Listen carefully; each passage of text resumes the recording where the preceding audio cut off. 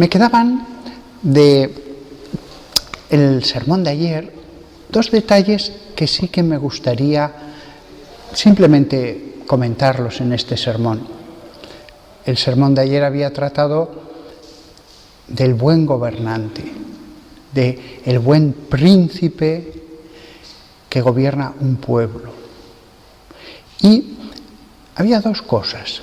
La primera de todas es que por muy religioso que sea un rey, un presidente, un ministro, un alcalde, lo que sea, por muy religioso que sea,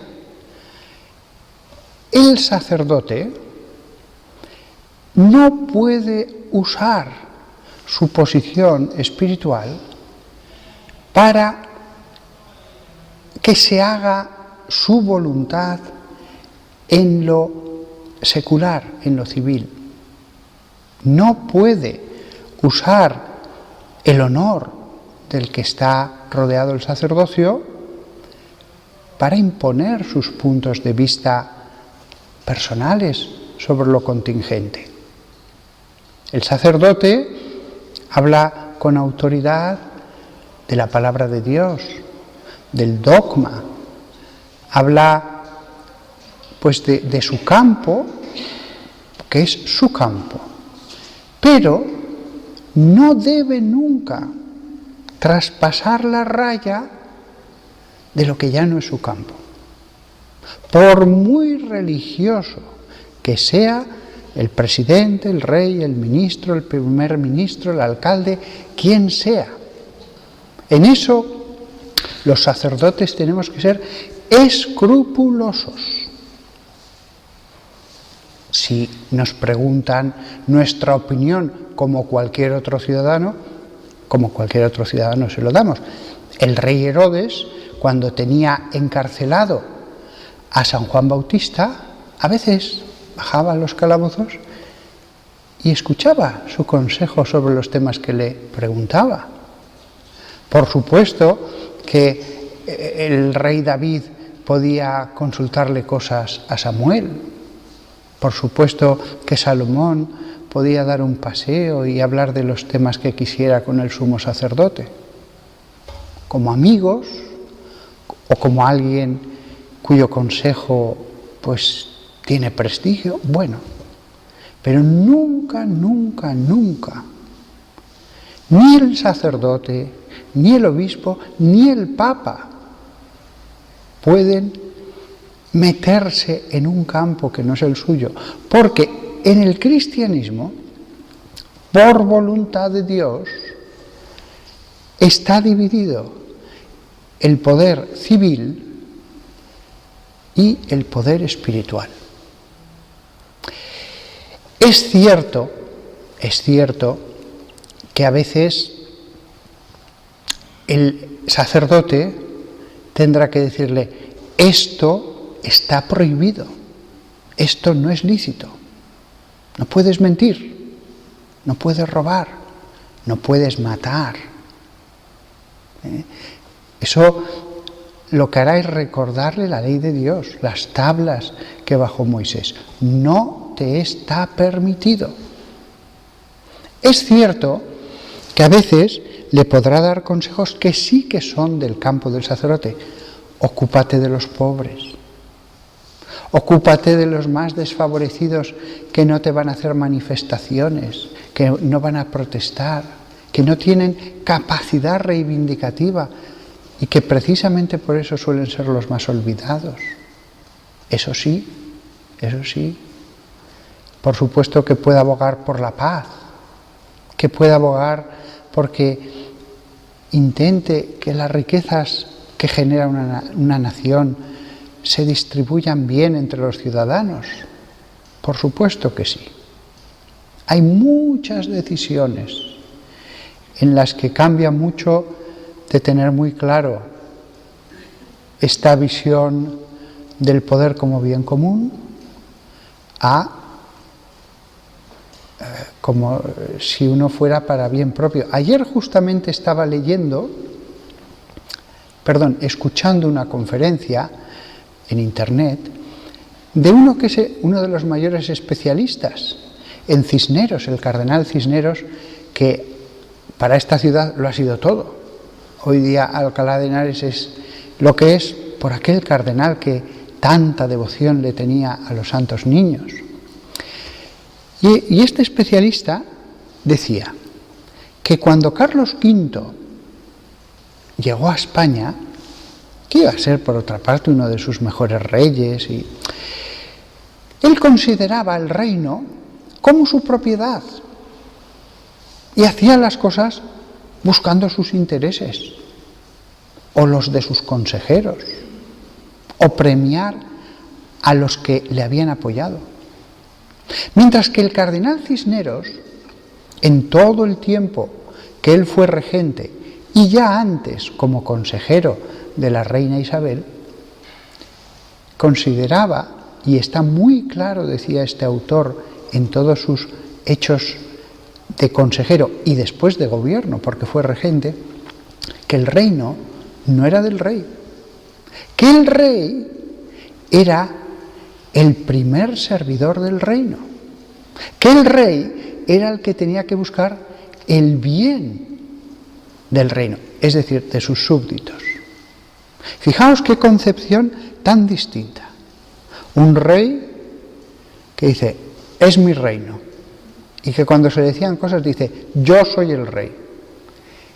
Y el otro hombre de la iglesia que decía, no, vosotros sois el primer servidor del reino. El reino no es del rey, lo gobierna el rey, que es distinto. Y por eso, Carlos V, cuando era joven, dio muchísimos cargos a personas afectas a él, con las que tenía deudas de gratitud, etc. Mientras que en la época de Cisneros se enemistó con no pocos, porque decía, no, hay que poner a los más capacitados, hay que poner a los más adecuados. Han pasado ya casi 5 siglos y no hemos aprendido mucho. Tantos estados tan grandes y esta ley moral tan elemental sigue sin aplicarse, Sin embargo, le guste o no le guste al Papa, al obispo o al sacerdote o al director espiritual, porque ha habido veces, incluso en la historia reciente de España, que ha habido políticos con su director espiritual y su confesor. Podría deciros nombres, los ha habido en los últimos 20 años. Pues tiene que ser escrupuloso en decir, no, yo me muevo en mi campo, el alma, Dios, los pobres, pero yo no puedo meterme a lo que es lo tuyo. Y después una última cosa, he dicho que había 2 detalles que me quedaban por decir. Fijaos qué bella es la labor del sacerdote. El sacerdote habla del dogma, de la palabra de Dios, habla de las cosas que no pasan. Todo lo demás, lo contingente, el gobierno de las naciones, eso es de los laicos. Eso es de los laicos. El sacerdote, o el obispo, o el papa, o los cardenales, no se salen de su campo. El dogma, las almas, etc. Hay ramificaciones. Por ejemplo, cuando nuestro Papa, el Papa Francisco, en una encíclica, ha pedido también a los gobernantes que cuiden de la naturaleza, que la naturaleza es don de Dios, que no se puede ver a la naturaleza solo como una fuente de ingresos, sino como un regalo de Dios. Pues evidentemente no se sale de su campo, es una ramificación de cuestiones que son teológicas. Evidentemente, como estas hay muchísimas cosas en los que resulta evidente que el hombre de Dios puede decir algo. Siempre el gobernante al que se le llama la atención dirá: se está usted metiendo en mi campo. Siempre, siempre. Eso hay que contar con ello. Por más que el sacerdote sea escrupuloso, lo piense delante del Santísimo Sacramento: Señor, debo decir esto. Siempre la persona que se siente acusada va a decir: usted se está metiendo en mi campo, usted se está saliendo de lo suyo. Hay que contar con eso. Hay que contar con eso, y siempre ha pasado a lo largo de la historia. Pero es verdad que cuando ha habido casos gravísimos en que el laico, que dice ser hijo de la Iglesia, que dice formar parte de la Iglesia, ha pecado públicamente, gravísimamente, contra la ley de Dios, contra su Santa Iglesia, a veces después de las amonestaciones, de las advertencias, los pastores han tenido que llegar a la excomunión, a decir: estás fuera de la comunión de la Iglesia. O sea, ya no te vamos a decir nada porque estás fuera. Eso es lo máximo, lo máximo. Se ha dicho de paso, a los jefes de Estado solo los puede excomulgar el Papa. O sea, haga lo que haga un jefe de Estado, no lo puede excomulgar más que el Papa. Y cada obispo solo puede excomulgar a los que viven en su rebaño. Es lógico. No puede excomulgar el obispo de Nueva York a uno que vive en España. Es su pastor el que le dice: fuera, fuera. No puedes recibir ningún sacramento. Te consideramos alguien que ya está fuera. Técnicamente la excomunión no es que expulse de la Iglesia, técnicamente no, pero sí que rompe la comunión. Los lazos de comunión están rotos. No hay esa comunio, esa armonía de obediencia, de respeto, la relación que debe existir entre un pastor y las ovejas, la relación que debe existir entre un fiel y los misterios sagrados que le van a dar los pastores. Indudablemente, cuando alguien es excomulgado con justicia, lo que dijo Jesús: quien a vosotros oye, a mí me oye. Quien a vosotros rechaza, a mí me rechaza. Nada más. Como veis, estos asuntos son muy interesantes. Y os aseguro que ha habido personas de la máxima importancia en España y en otros lugares que en la soledad de un confesonario, en la soledad de una conversación con su director espiritual, pues les han preguntado. Y eso es muy bonito. Incluso cuando alguien dice: Padre, ¿me es lícito hacer esto? Y que él, como un buen hijo, diga: pues nada, si esto no me es lícito, no lo hago. Punto final. Eso es muy bonito y solamente Dios sabe cuántas veces ha sucedido eso en la intimidad entre un alma y el dirigido.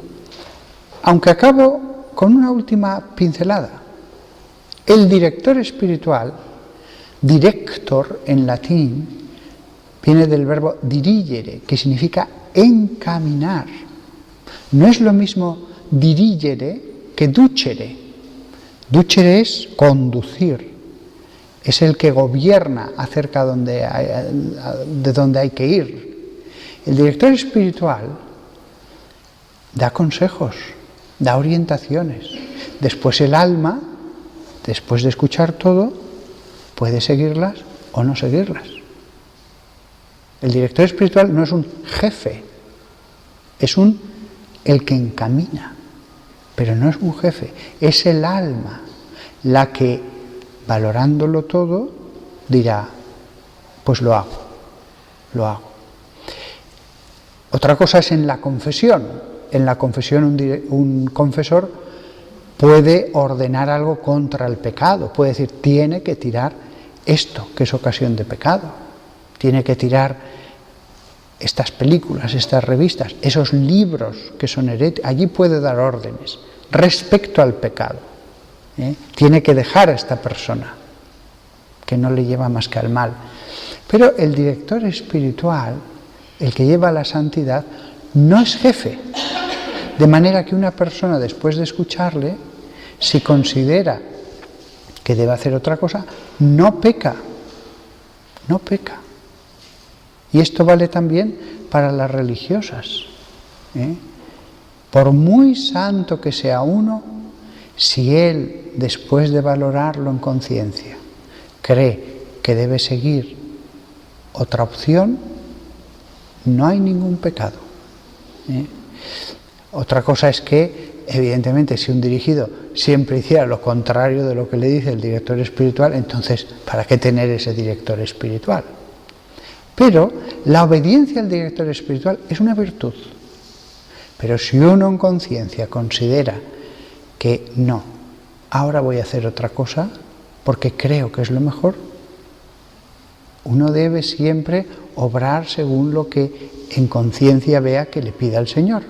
Ha habido casos de dirigidos que han visto con claridad, debo obedecer, debo someter mi voluntad, debo someterla y humillarme. Perfecto. Pero otra alma en conciencia dirá, no, aquí voy a hacer esta otra cosa. Interesantísimas relaciones entre el dirigido y el director, mucho más interesantes cuando uno es un jefe de Estado y el otro es su confesor, su guía espiritual. Mucho más interesante, y ha pasado varias veces en los últimos 20 años, cuando la cuestión que alguien ha consultado muy religioso era si empezar una guerra o no. Si empezar una guerra o no. Eso ahora me acuerdo sobre todo de 2 ocasiones. Y un hombre bueno, cristiano, aunque no era católico, seguro que lo pensó mucho, al final fue a la guerra. Y el resultado ha sido catastrófico, catastrófico. Lo hizo por evitar males y le han venido muchísimos más males. Y hubo otro, que no me consta que lo consultara nadie, que el Papa le dijo, no hagas esto. Y al final fue el Papa Francisco, un día de ayuno a toda la Iglesia. Y cuando ya estaba decidido, se pararon las operaciones militares. Ahora, todo el mundo está de acuerdo. Menos mal que no se hizo lo que ya estaba decidido que se iba a hacer. Estaba decidido. Y fue ese ayuno universal que pidió el Papa el que lo paró. Y ahora todos los analistas dicen, ahora nos hemos dado cuenta la catástrofe en la que nos hubiéramos metido si hubiéramos hecho eso. Nada más. La preciosa, interesante relación que había entre los profetas, los verdaderos profetas, y los reyes de Israel, y los hombres de Dios, el sacerdocio cristiano y los que conducen a los pueblos.